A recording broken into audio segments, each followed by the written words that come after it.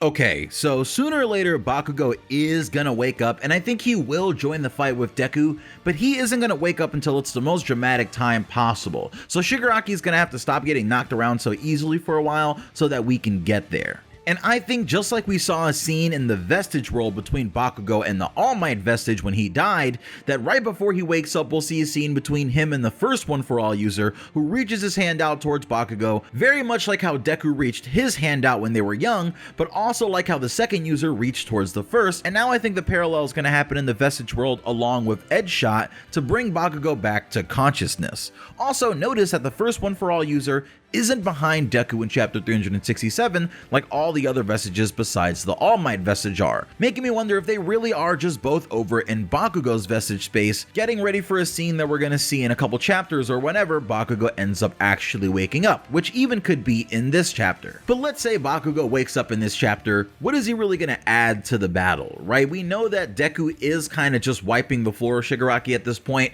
so I don't think that Bakugo waking up right now would make a lot of sense, because of course you want to do it when Deku's actually in trouble, so Bakugo can come in and kind of save him, right? And then they can work together to fight Shigaraki. It's kind of like all there in the stars. You can see it. That's probably what's going to happen. But what are we really expecting from Bakugo, right? We know that he is very wounded. I guess it depends how much healing Edgeshot is really capable of doing, or how much he can really put him back together. But we know that Genus isn't even going to be doing anything else anymore to Bakugo as far as healing wise, because he can barely lift one of his own cables, right? He's kind of just like knocked over in pain trying to lift one of his cables in this chapter, and I don't really think we're going to see much of Genus moving forward. But Bakugo himself is probably going to take advantage of those massively high explosions, and we are likely going to see a repeat of Heroes Rising, right, between Bakugo and Deku more or less just blitzing the villain and sort of taking him down together, right, with them winning and saving at the same time, as a series' big embodiment of those two aspects of being a hero. Now my next prediction for what I think is going to happen in My Hero Academia chapter 368 has a lot to do with what I said earlier, right? That we have to get to a point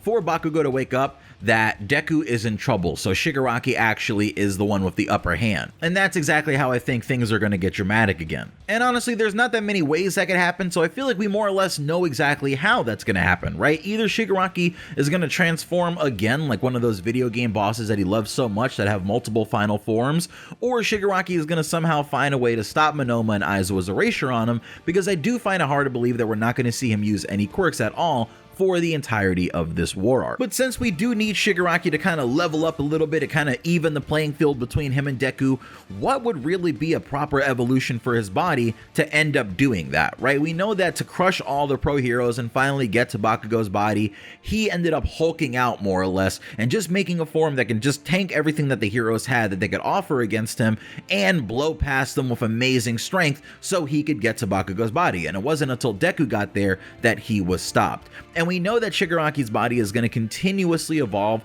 until it reaches some sort of perfect form, but what does that mean when he fights against Deku, right? Like, is it going to now give him like a speed form where he gets super fast and just can't be caught by Deku, or at least he catches up with Deku in speed? But then how is he going to offset for the power, right? Because a form like that you would imagine would be small or really slick. I don't know how much power it would be able to summon unless right at the point of contact he makes a giant like meat fist, right? Like, I don't know how that would really work. So I'm definitely interested in seeing if Shigaraki has like a proper final form with his body, like something really sleek that can keep up with Deku and be very fast, but also something that can take a lot of damage, have a lot of durability, and shell that damage back out. So I think after getting beat around by Deku, because I do think we are going to see a large Shigaraki beatdown at some point in this chapter, or maybe for the next chapter or two, because Deku's mad, and I think he's going to activate almost all the quirks in One For All for this Shigaraki beatdown. So while I do think that is going to last at least a chapter or so, eventually Shigaraki's body is going to have enough and be like, okay, let me switch my loadout a little bit because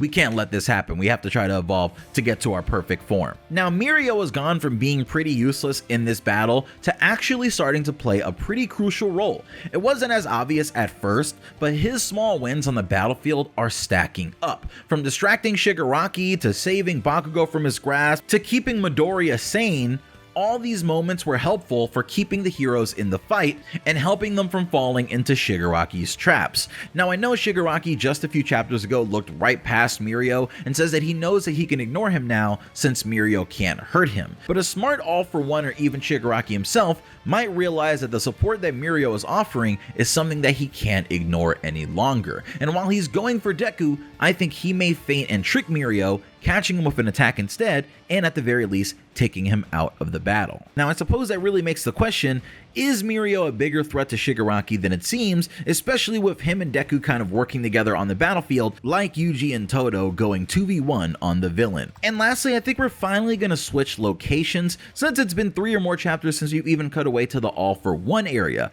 which was the one that we saw the most of until the Shigaraki area. We are still left on Toga's cliffhanger with Ochako and Sadman's parade, and I'd honestly love to cut away to Spinner's area to see if he can really free Kurogiri, because if so, that changes everything in this war arc, and it gives the villains a huge advantage because eventually Monoma's Kampi is gonna run out, and if you're free Kurogiri, you have free control over all the different battlefields, or you could just make it one big one. But that's my last prediction, and I guess that poses the question that I'm gonna pose to you guys in the comment section for this one, and that's gonna be, what do you think would be the best area to cut away to if we do cut away to another area at the end of this chapter? Which area do you want to see the most, and which do you want to see the least? I feel like I know which one people are going to say they want to see the least, but I want to know in the comment section below. And see you again tomorrow with a fresh upload. It's Pineapple. Love ya. Peace.